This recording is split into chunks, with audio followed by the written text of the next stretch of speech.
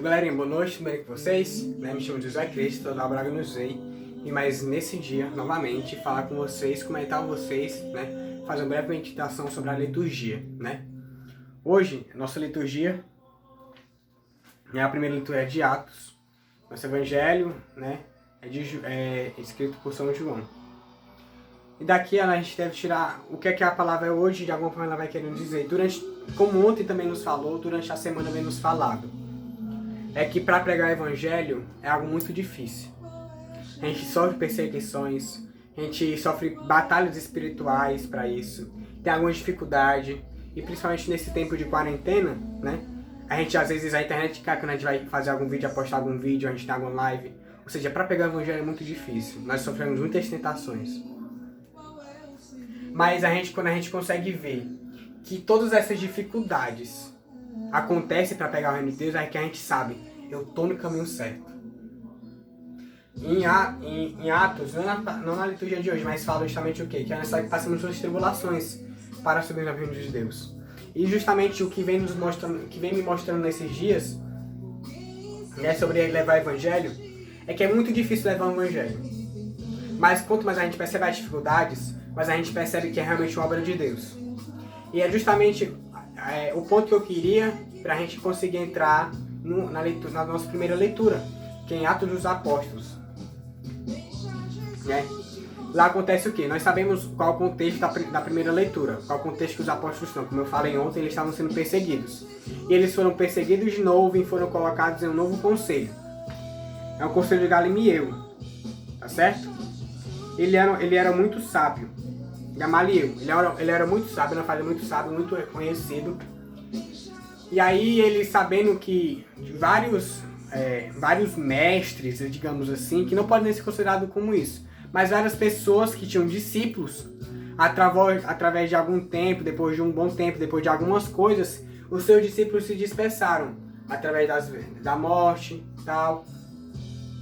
Os discípulos se dispersaram, E ele, sabendo disso, ele pegou e falou, ele teve uma breve reflexão a falar para aquele conselho. Ele falou assim: agora, pois, eu vos aconselho, não vos metais com estes homens, deixai-os. Se o seu prodígio, a sua obra, provém de homens, por si mesmo se destruirá. Mas provém de Deus, não podereis desfazê-la. Vós vos arrisqueis a entrar em uma luta contra Deus. E justamente isso que ele fala. Logo após, os fariseus aceitam e falam assim: chamaram os apóstolos e mandaram açoitá-los. Ordenaram que não pregassem mais o evangelho em nome de Jesus e os soltaram. Eles saíram da sala do grande conselho cheios de alegria por terem sido achados dignos de sofrer afrontas pelo nome de Jesus. E todos os dias não cessavam de ensinar e de pregar o evangelho de Jesus Cristo no templo, pelas casas.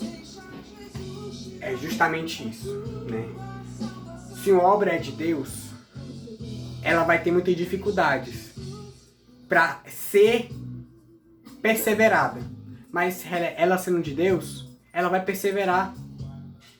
Não importa as dificuldades que vierem, se a obra é de Deus, ela vai perseverar. Mesmo diante de todas as dificuldades. Mas se uma obra ela é dos homens, no primeiro sopro ela pode cair. Pode demorar um tempo, mas ela vai cair. Ela vai perecer. Daí a gente pode ver logo a outra parte, Ao segundo ponto da primeira leitura, é onde os apóstolos eles se alegram por terem sofrido. Aqui a gente tem que analisar justamente um ponto. Sempre que foi que eu falei, que quando a gente vai anunciar o evangelho, quando a gente percebe a dificuldade, a gente se alegra, porque sabemos que estamos no caminho certo, porque é uma vida de anunciar o evangelho, é uma vida em Cristo, é uma vida de dificuldades. Nós sabemos que se sofremos isso é porque estamos no caminho certo. É justamente o que acontece. Eles percebem que eles estão sendo perseguidos, que eles estão sendo combatidos. E eles percebem que essa é realmente a obra de Deus. Por isso que eles anunciam com tanto fervor, com tanto amor. Porque eles sabem que meio a tantas perseguições, essas perseguições são a prova do que eles estão fazendo é algo que é da vontade de Deus e que o mundo não quer. Que o mundo vai querer tentar sempre atrapalhar eles. mas eles perseveram no nome de Jesus, porque eles sabem que é uma obra divina, é uma obra de Deus. E no Salmo, é algo que a gente deve levar quando a gente for anunciar o Evangelho. É justamente assim, ó. O Senhor é minha luz e salvação. A quem terei medo? O Senhor é a minha luz, o Senhor é o protetor da minha vida. A quem eu terei medo? Daqui eu quero tirar uma seguinte coisa. Nós muitas vezes temos medo das tribulações que virão sobre a gente, das perseguições, das torturas, das batalhas espirituais, das tentações. Nós temos medo disso. Mas a gente lembre. Primeiro de uma coisa, que Jesus subiu ao céu e que aqui não estamos mais sozinhos. Que lá Ele cuida de nós. E a outra coisa é justamente o quê? Que o Senhor está conosco. Não devemos temer nada. O Senhor está conosco. Nem o mal devemos temer. Jesus está conosco. Então a gente não tenha medo. O medo ele pode até vir, mas que a gente não deixe que ele nos domine, porque o Senhor está conosco. Terão dificuldades, mas que a gente sabe que nessas dificuldades o Senhor está conosco. Que Ele não nos abandona. E esse é um segundo ponto sobre a nossa liturgia. O terceiro ponto é o nosso evangelho de hoje. O evangelho escrito por São João. Um evangelho um pouco grande, onde era o tempo da Páscoa. E Jesus subiu ao monte com os discípulos. E esse subir ao monte, ele quer nos dizer, monte é um lugar de oração, ou seja, Jesus se reuniu em oração com os discípulos, com os apóstolos.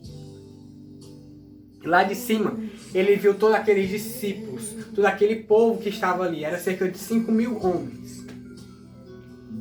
E a palavra não fala, mas é com Jesus sendo o rei, que não apenas guia, mas que cuida. Eu vou dar de comer para essas pessoas. Ele fala com Filipe, Senhor Jesus, vai precisar de muito dinheiro. Mas Jesus já sabia o que ele tinha que fazer. Ele pega os pães, né? Tinha um garotinho lá, que ele tinha alguns pães e alguns peixes. 2 peixes e alguns pães. E ele leva a Jesus. Jesus dá graças e distribui. A gente lembra o que é se dar graças e ao partir do pão. Né? A partir do pão, na ressurreição de Jesus, os discípulos reconheceram no partir do pão e o partir do pão da ceia, onde Jesus se entrega em corpo e sangue. E Jesus depois manda que todos os pedaços de pães fossem recolhidos. Nós sabemos que somos 12 discípulos, os que andam com Jesus. E por incrível coincidência, que na realidade não é coincidência, são recolhidos 12 cestos do pão que Jesus deu graças e repartiu a todo aquele povo. Daí justamente uma seguinte coisa.